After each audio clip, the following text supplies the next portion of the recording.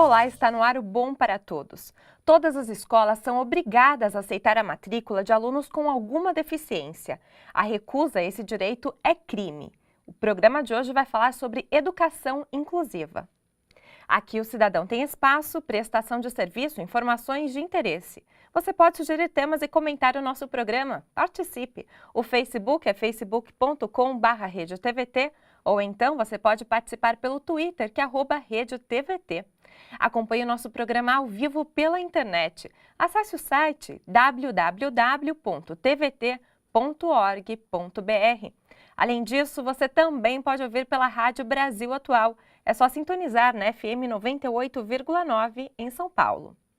A Lei nº 7.853 de 1999, pela inclusão social e a favor da diversidade, passou a obrigar a aceitação de crianças com deficiência em classes regulares.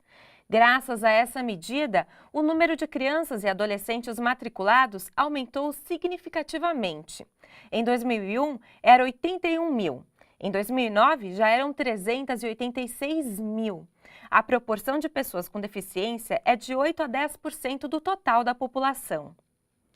A Política Nacional da Educação, a PNE, na perspectiva da educação inclusiva, tem como objetivo o acesso à participação e aprendizagem dos alunos com deficiência nas escolas regulares, criando sistemas que garantam as necessidades educacionais especiais. O programa se responsabiliza pela formação de gestores e educadores capazes de oferecer educação especial aos alunos especiais. Em algumas escolas da região do ABC, esse esquema funciona com sucesso. A inclusão é uma realidade. Sara tem aquela alegria natural das crianças de 6 anos, mas tem também sérias dificuldades motoras e enxerga mal. Mesmo com estas deficiências, Sara frequenta uma sala de aula comum nesta escola municipal em Diadema. Tom é o gato, Jerry é o rato. Como é a interação da Sara com as outras crianças? É muito boa, é muito boa. Ela gosta e assim, é uma briga para sentar na mesa com ela todo dia. Todos querem sentar com ela. Para conseguir realizar as atividades do primeiro ano, Sara conta com a ajuda de uma estagiária, a Tatiana, e tem material pedagógico adaptado. Com este alfabeto móvel, por exemplo, fica mais fácil para Sara escrever seu nome. Muito bem! Eu acredito que é um grupo que vai trabalhar junto. É a família, a escola, a saúde e o especialista, para a gente estar podendo ter esse embasamento para dar suporte para a criança. Para Rosane, mãe de Sara e de outra adolescente com os mesmos problemas, estudar em escolas comuns com outras crianças sem deficiência faz muito bem, desde que a inclusão realmente aconteça. É sacrificante para as mães ter que trazer o filho na escola ou a filha e, de repente, deixá-la no canto jogada, como se fosse apenas um número, né? Então, eu acho que a inclusão é isso, é você trabalhar com a criança, com a dificuldade da criança. Esse quadradão aqui é maior. Prestação de serviço é isso, aqui no programa Bom para Todos na sua TVT. Vamos conversar aqui no Bom para Todos com Meire Cavalcante. Ela é mestre em Educação Inclusiva pela Unicamp e coordena o Fórum Nacional de Educação Inclusiva. Nossa equipe também foi às ruas e registrou várias perguntas de pessoas sobre o assunto. Gostaria de saber o que o governo precisa fazer para tornar as escolas inclusivas. Tudo isso no Bom para Todos, daqui a pouco, depois de um pequeno intervalo.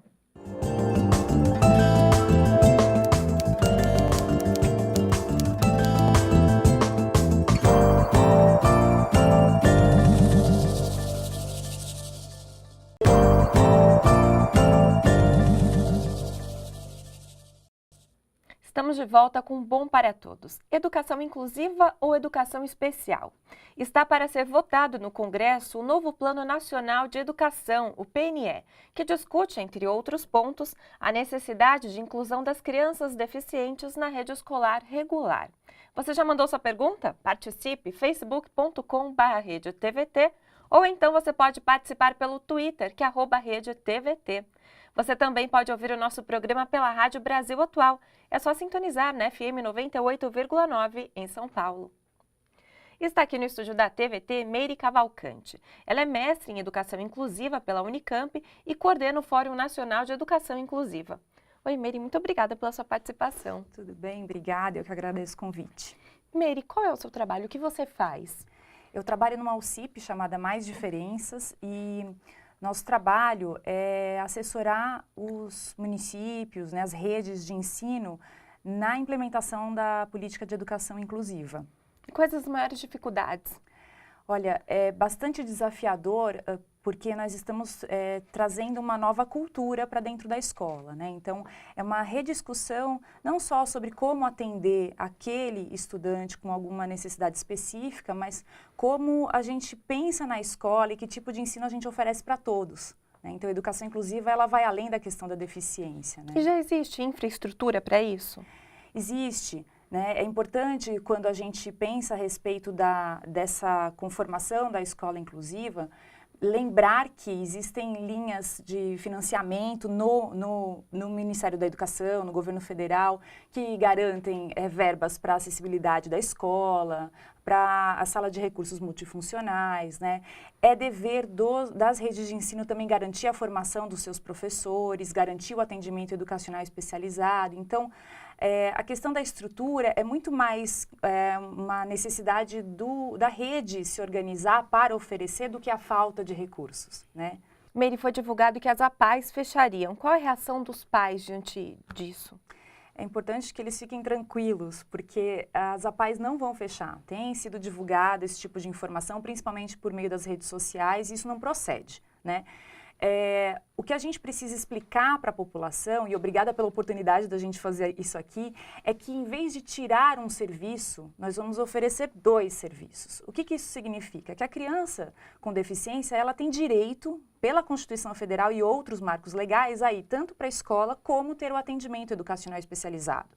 As APAES e outras entidades, como as APAES, podem fazer convênio com as redes de ensino e prestar o AEE, que é esse atendimento especializado que é oferecido no contraturno. A criança vai para a escola de manhã, vai para o AEE à tarde ou vice-versa. Então, esse serviço pode continuar sendo prestado pelas entidades. E também não procede dizer que a APAE vai fechar, porque ela não presta serviço só educacional. As verbas que são passadas para as APAES pelo governo federal vêm de outros ministérios, como saúde e assistência social. Então, os atendimentos clínicos de fono, físio, psicólogos, né, fisioterapeutas, esses atendimentos que são da área clínica, vão continuar sendo mantidos. E essa verba também vai ser mantida? Sim, isso não tem... Na verdade, é uma campanha que alardeia uma coisa para se fazer junto ao Senado uma pressão para que não seja validada a meta 4, que garante a universalização do ensino até 2020, né? Mas não procede essa informação, isso é muito importante que seja dito. Vamos agora ouvir a pergunta que a Luciene fez. Como fazer que as crianças que tenham dificuldade de aprendizado consigam acompanhar as aulas? Essa é uma pergunta muito interessante, porque, na verdade, quando a gente fala em acompanhar as aulas, a gente tem sempre em mente que a criança com deficiência, ela vai precisar acompanhar no mesmo ritmo que os demais, né? E não é verdade, né? Cada criança, tenha ela ou não deficiência, ela tem o seu ritmo de aprendizado e isso tem que ser respeitado. Então, acompanhar a aula significa que ela vai aprender de acordo com o que ela pode, de acordo com as suas capacidades. Então, o que tem que mudar é a aula que é oferecida, né? E não a criança correr e ser obrigada a acompanhar em comparação com os outros. Se ela conseguir avançar em comparação a si mesma, né? E o que ela estiver aprendendo, isso é um aprendizado válido, tem que ser respeitado pela escola. Meire, um professor dentro da sala de aula, será que um professor só é capaz de conseguir conciliar essas duas crianças, as crianças que não têm as dificuldades e as crianças com dificuldade? Sim, desde que o planejamento dessa aula seja repensado, né? Se você pensa, por exemplo, em passar tudo na lousa, fala, bom, agora vocês copiem e façam, né, esses exercícios, que é uma coisa muito comum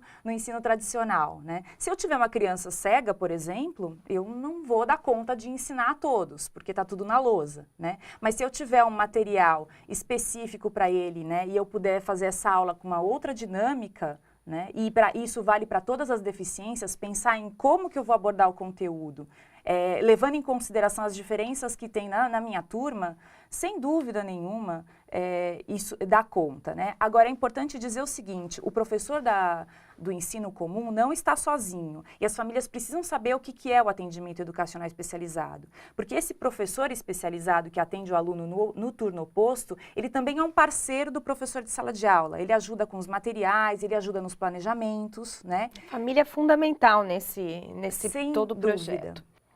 Vamos ouvir agora a pergunta que a Carla fez, ela é fisioterapeuta. Eu gostaria de saber como que faz para o espaço ser adaptado para receber essas crianças especiais. Novamente aí, uma outra pergunta boa, a gente cai no atendimento educacional especializado. Esse professor, ele tem como função fazer uma interlocução com todos os outros profissionais que atendem a criança. E geralmente as redes de ensino também contam com equipes multidisciplinares. Então, por exemplo, se é uma criança que tem uma condição específica de mobilidade, precisa de uma cadeira de rodas específica ou um apoio para a carteira, para fazer os trabalhos, isso um físio pode ajudar o professor do AEE a construir materiais, a solicitar que seja comprado algum mobiliário específico. Então, o professor não está sozinho nisso. É importante que fique bem claro isso, né? Vamos ouvir agora, quem pergunta foi a Madalena Midori. Serão oferecidos cursos preparatórios para os professores? Essa é uma obrigação das redes de ensino, não só para os professores da rede comum, mas para os professores que são especializados, né? Então, não serão, estão sendo. E é importante, de novo, que as famílias estejam atentas, porque quando uma família chega numa escola e a escola diz não estou preparada, alguma coisa não está acontecendo nessa escola, né? Ela deveria estar sendo preparada não para a inclusão daquela pessoa com deficiência, mas para que esses professores se atualizem, para que eles entendam e pensem em novas estratégias de ensino com base nas diferenças, né? Então, é importante que as famílias também observem que o despreparo ele não é mais uma boa justificativa para a exclusão, né? Faz tempo que já é lei a inclusão educacional. Vamos ouvir mais uma pergunta. Eu queria saber da senhorita se realmente os professores que dão aula para as pessoas, as crianças normais, se elas informam os pais dessas crianças normais para que eles respeitem e não diferenciem as crianças que sejam deficientes. Deveriam informar, né? Mas eu acho que isso que o Rubens perguntou tem a ver com bullying, né? De evitar que as crianças sofram qualquer tipo de discriminação. Agora, não é só o professor, isso tem a ver com o ambiente escolar e com a filosofia da escola. Porque bullying não acontece só com quem tem deficiência. Algum tipo de deficiência. Né? Isso acontece com todos os alunos. Então, a cultura da escola tem que ser pela paz, pelo respeito às diferenças, né? E a escola, enquanto geradora de conteúdos, né? de princípios e de valores, ela também tem como princípio falar com as famílias, fazer reuniões, conversar a respeito, mostrar o que é uma sala de recursos multifuncionais, que é onde o AEE atua, né? Mostrar como é a dinâmica do trabalho, explicar para os pais de crianças com ou sem deficiência como funciona o trabalho escolar. Quando isso acontece, os pais aparecem nas reuniões com mais frequência, participam, compreendem. Mary, e a partir da inclusão dessas crianças, os pais devem ser avisados? Em caso, uma criança que está chegando na sala, uma criança especial, os pais das outras crianças devem ser avisados para que conversem com as crianças, para que já preparem, digamos assim, o ambiente? Na verdade, o preparo do ambiente é na própria escola, né? Então, assim, ninguém avisa que vai chegar uma criança negra na sala de aula. Ninguém avisa que vai chegar uma criança que usa óculos ou que está de muleta porque quebrou o pezinho. Ninguém avisa que alguma especificidade de outro aluno que não tem deficiência vai entrar na sala. Então, a gente tem que começar a naturalizar e legitimar essa presença da pessoa com deficiência e torná-la uma coisa tranquila, né? Então, e com o tempo, nas reuniões, mostrar que trabalho que é esse, né? Mas quanto mais alarde a gente faz, como se fosse uma coisa exótica, né? Mais a gente reforça a discriminação. Você tem dúvidas? Quer fazer alguma pergunta? Então participe. O Facebook é facebook.com/redetvt ou então você pode participar pelo Twitter, que é @redetvt. Nós vamos para um rápido intervalo e daqui a pouco voltamos. Até já!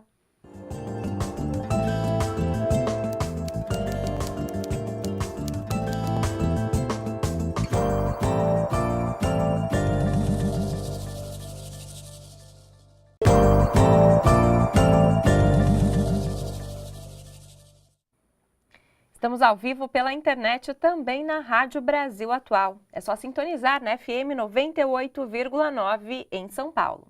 No programa de hoje estamos falando sobre educação inclusiva. Organizações, entidades e pais de crianças com deficiências defendem que a educação especial deve acontecer paralelamente à educação comum e que crianças com deficiência não devem se submeter à estrutura dos sistemas tradicionais de ensino. Eles reivindicam ao Senado o direito à educação especial e especializada. Tire suas dúvidas, envie perguntas. O Facebook é facebook.com/RedioTVT ou então @RedioTVT pelo Twitter. Continuamos conversando com Meire Cavalcante. Ela é mestre em Educação Inclusiva pela Unicamp e coordena o Fórum Nacional de Educação Inclusiva. Meire, nós temos mais perguntas para você. Vamos ouvir agora o Adilson. Gostaria de saber o que o governo precisa fazer para tornar as escolas inclusivas. Verdade, o que ainda falta ser feito. Tem bastante, que mais, né, tem bastante coisa para ser feita. É importante a gente divulgar que o governo federal ele tem alguns programas importantes, né? Um deles é o programa Escola Acessível, que, de acordo com a demanda, então as escolas têm que pedir, têm que solicitar por meio das redes de ensino, são enviados recursos para fazer a acessibilidade da escola. Colocar rampas, né, adaptar, alargar portas, barras nos banheiros, né? Também tem o programa de sala de recursos multifuncionais, que são enviados computadores, materiais pedagógicos, né, máquina braille, impressora, mesa, cadeira, um kit completo para a escola, né? Então, assim, recursos existem, há professores sendo formados para o atendimento educacional especializado. Então, eu repito, é importante que os municípios, que os governos dos estados, eles se mobilizem para acessar essas verbas e que façam a sua parte também. Então, assim, o que está faltando, na verdade, é muito uma pressão maior das famílias, porque muitas vezes elas não sabem quais são os direitos dos filhos. Eu não vou pôr numa escola comum, porque lá ele vai ser discriminado, lá não estão preparados. Isso, na verdade, é uma fala já abatida da falta de preparo. Então, as famílias precisam cada vez mais saber quais são os direitos e quais são os serviços e cobrar. Né? Porque não dá para um gestor público hoje em dia dizer eu não sou a favor da inclusão e eu não vou fazer, porque não é uma questão de escolha do gestor. Hoje não existe mais não. Isso. Vamos ouvir mais uma pergunta. Quantos alunos com deficiência podem ser inclusos dentro de uma sala de aula? Não existe esse número definido, aliás, isso é um boato que corre, é muito interessante, a gente vai em alguns lugares, tem uma lei que diz que tem um limite, não existe, né? Então, quem determina qual é o número de alunos por sala e como é que se faz a distribuição disso, são as redes de ensino, então cabem a elas arbitrar em relação a isso. Não existe nenhuma lei que determine. E também não faz sentido isso, né? Porque a gente tem, pensando nos apoios que são oferecidos, né? Existe também, por exemplo, a figura da pessoa que auxilia uma criança que tem alguma dificuldade de mobilidade, né? Então, é possível que o município contrate um auxiliar que não tem a ver com o professor, ele não substitui o professor, para uma criança que precisa de ajuda na higiene, na locomoção, na alimentação, né? Então, os apoios já estão aí disponíveis, né? De novo, os gestores precisam saber o que lhes cabe e fazer acontecer. Muitos municípios já estão fazendo isso, com sucesso. Vamos ouvir agora a pergunta da Patrícia. Isso não pode aumentar o bullying dentro das escolas? Eu acho que a gente já falou um pouquinho disso, sobre o bullying, né? De jeito nenhum, porque o que permite o bullying é a filosofia da escola, é como a escola coloca qualquer aluno, né, em vulnerabilidade. Então, se você permite que as crianças façam brincadeiras maldosas entre si, vendo que há sofrimento de tendo ou não deficiência, você já está fazendo uma cultura de guerra, não uma cultura de paz lá dentro. Né? Com certeza, é verdade. Agora é a Jussara que vai fazer uma pergunta. Como os alunos com deficiência devem ser avaliados? Com base em si mesmos. Aliás, todos deveriam ser avaliados com base em si mesmos e não com base em resultados idealizados, né, e expectativas já firmadas. Então, se a gente entende a avaliação como um processo contínuo, é mais fácil de entender, porque a gente sempre acha que a avaliação é um teste, é uma prova e para quem tem deficiência eu adapto a prova e está tudo certo, né? A avaliação, ela não é uma mera aferição de resultados, ela é uma ferramenta importante para o professor saber onde o aluno estava, onde ele está hoje, e o que, em relação a isso, eu posso melhorar ou possibilitar, ou, né, que estratégias e atividades eu posso oferecer para que ele avance. Então, a avaliação ela não é terminal, ela é processual. E assim sendo, se você acompanha o processo de cada aluno, com ou sem deficiência, você consegue ver as curvas, né, o crescimento do aprendizado desse aluno. Isso serve para todo mundo. Então, eu acho que está na hora também da gente discutir que escola a gente faz, que avaliação é essa, né? Se faz sentido a gente educar para fazer um teste final, né? Com certeza. Meire, eu gostaria que você deixasse uma dica, por favor. As pessoas que querem saber mais sobre esse assunto, tem algum site que as pessoas possam procurar mais informações? Tem sim. A gente tem o inclusãoja.com.br, www.inclusãoja.com.br. Ali a gente disponibiliza a legislação, as notas técnicas, documentos oficiais do Ministério da Educação em relação ao assunto, tem bibliografia, vídeos, a gente vai fazendo um compilado de materiais sobre isso, né? Muito importante para os pais que querem se atualizar. Meire, muito obrigada pela sua participação hoje aqui. Oportunidade. Obrigada. O Bom para Todos traz serviços e informações que são do seu interesse. Faça suas perguntas, expresse sua opinião e dê sugestões. O nosso e-mail é bomparatodos@tvt.org.br. Muito obrigada pela sua participação e por estar com a gente. Afinal, este programa da TVT é feito para você. Até o próximo. Boa semana a todos.